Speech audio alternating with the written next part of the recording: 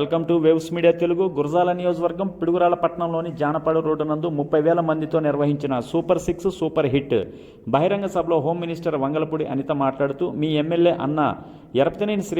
శ్రీనివాసరావు 3 తరాల నాయకులతో పిడుగురాళ్ల పట్టణంలో బహిరంగ సభలు నిర్వహించి అదే పిడుగురాళ్ల బహిరంగ సభకు నేను రావటం సంతోషంగా ఉందని అన్నారు. ఎమ్మెల్యే ఎరపతినేని శ్రీను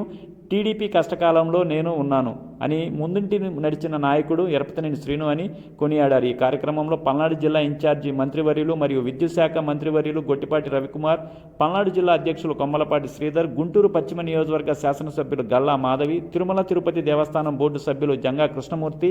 రాష్ట్ర మాజీ మహిళా కమిషనర్ చైర్మన్ ననపనేని రాజకుమారి, యువ నాయకులు ఎరపతినేని నిఖిల్, గురజాల నియోజకవర్గ పరిశీలకులు కల్లం రాజశేఖర్ రెడ్డి పాల్గొన్నారు.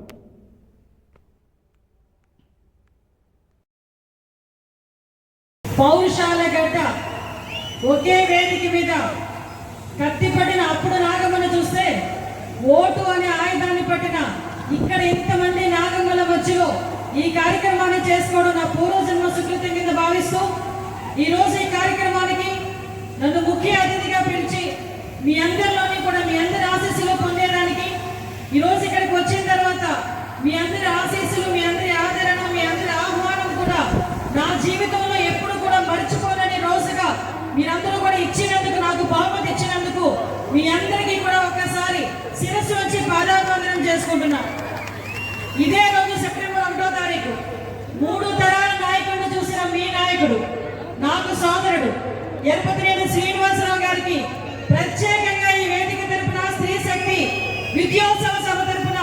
ధన్యవాదాలు, నమస్కారం తెలియజేసుకుంటున్నా. ఎందుకంటే ఎంతో మంది నాయకులు ఇదే గడ్డ మీద ఇదే ప్లేస్ లో నుంచోబెట్టి ఎంతో మంది నాయకులు మీ అందరికీ పరిచయం చేసిన వ్యక్తి,